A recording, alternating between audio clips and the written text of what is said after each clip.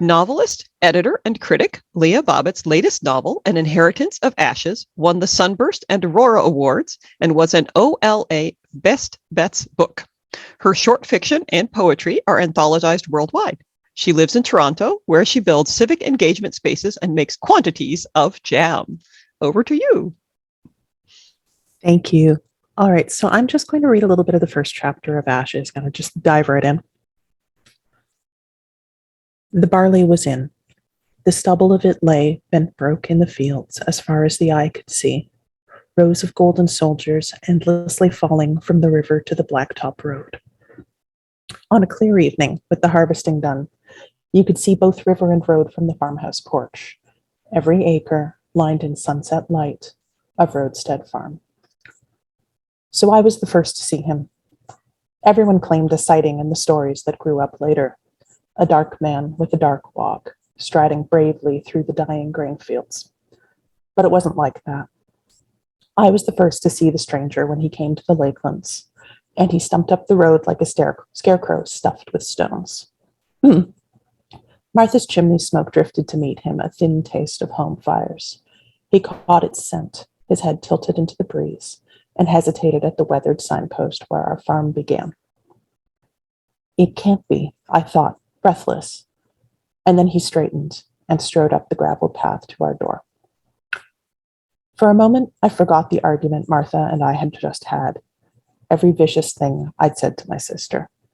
I leaned forward, fingers wrapped around the porch rail, and squinted at the silhouette ghosting through our fields, the fields Tom and I had planted together before the men marched off to war, the fields I'd harvested alone, and was still working alone, plowing them under for the winter, when I wasn't having pointless, nasty arguments with Martha over nothing more than a heel of bread.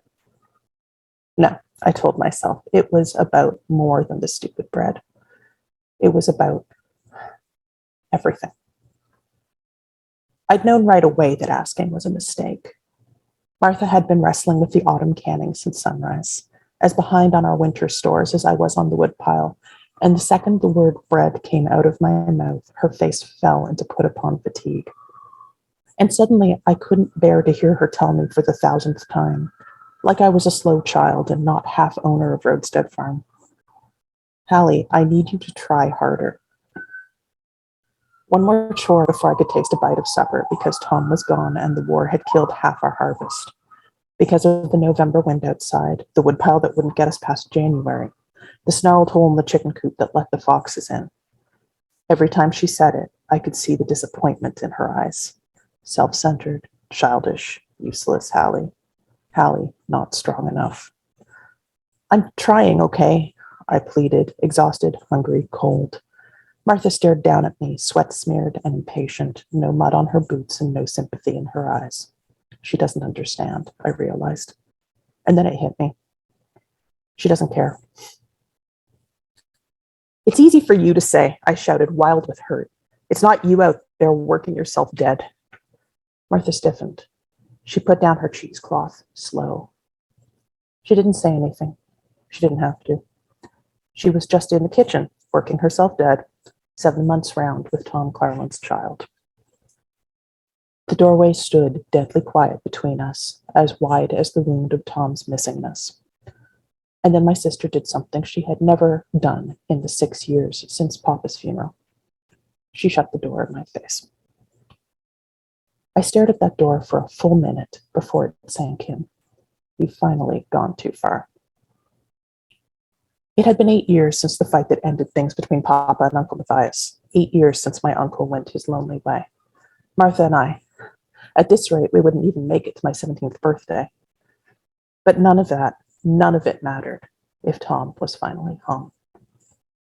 The wind stirred my hair, stirred the edges of that ragged silhouette in the broken barley fields. Please, I thought, be Tom. Not some man 2 inches too tall who was walking all wrong, who didn't wave to me. I let myself believe it for 30 delicious seconds before I let the truth in. It wasn't Tom. Just another veteran coming up the road with a family who was waiting and wouldn't have to wait much longer. Just another stranger. The man set his pack 5 feet from the porch rail in the soft gravel and dust. He was full grown, but not long to it, 23 or 4 and long with muscle, his brown forearms 3 shades paler than Tom ever got. He huddled before me in a red-checked flannel work shirt worn threadbare, useless against the chill November breeze. My breath puffed out. It was plain what he wanted. He had a soldier's sleeve buttons, and his boots were in ribbons. "We've nothing to spare," I muttered, too distracted to say it louder. He wasn't Tom. Martha was still furious, and I was still in trouble. I stared into the dirt at his feet. "Please, please go away. You might try the Masons down the road." He neglected to pick up his pack immediately, turn around, and never be seen again. Instead, he took off his cap. There was a shock of black hair beneath it, pulled back in a cattleman's tail. "Thank you," he said, quiet for such a big-shouldered man, "but I'm actually hoping to hire on." I blinked. If Arlie was in, anybody could see that. "I'm quick with my fingers," he kept on. He had an accent more suited to the wild country northward than our lakeland farmsteads and ruins. "And I don't eat much." My hands tightened on the rail. "You've come from the war." The man tucked his chin with a passable country respect.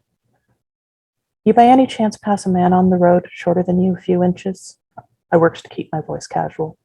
27, dark skin, brown eyes, name of Thomas Clarland. The stranger pressed his lips together, a hair's width, no farther. "I'm afraid I've not passed any travelers in some weeks." A tiny shudder moved through me from the rib cage down.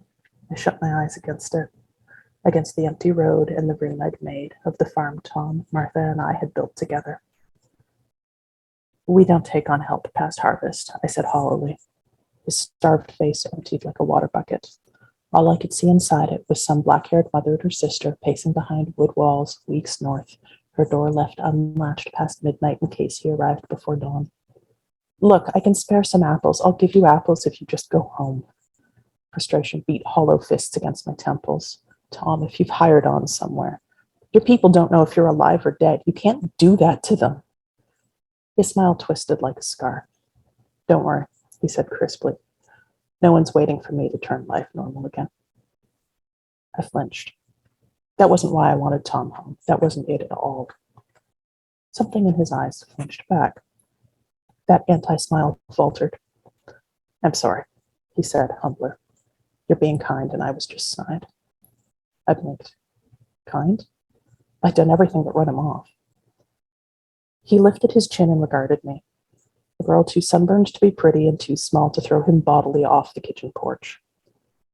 "You looked at this," and he gestured down from that soft North Country accent to tattered shirt sleeves and the leak of sweat, "and saw a man someone might wait for."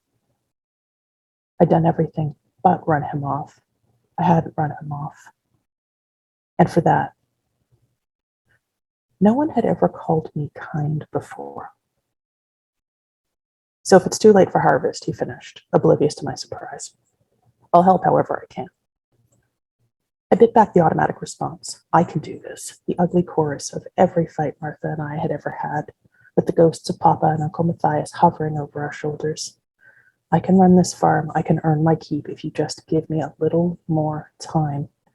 I had to, so Tom had somewhere to come home to. So Martha and I could laugh again, build pillow forts under the table like we did when I was young. So we could raise her almost child together in our own house. A house where everyone knew the younger Hoffman sister was still half owner of Roadstead Farm. I looked down across the soft gray fields to the thick green of the changeable river that cradled us in its hand. Between them, the cherry trees flung their branches stark against the sunset. The goats lay in their paddock, curled around each other to sleep. You could see every speck of Hoffman land from this spot. On a clear night, you could see all the way to the stars. The half-full woodpile, the broken wagon wheel sunk in mud, and one stranger, strong and grateful just for shelter, the kind who would just move on to the next town if Roadstead Farm blew away into dust. If the man in front of me could help this farm work right, things might be good between Martha and I again, even if he was 2 inches too tall to be Tom. And then it wouldn't matter if Martha didn't understand me, because I'd never let her down again. All right, we'll stop there. Thank you so much.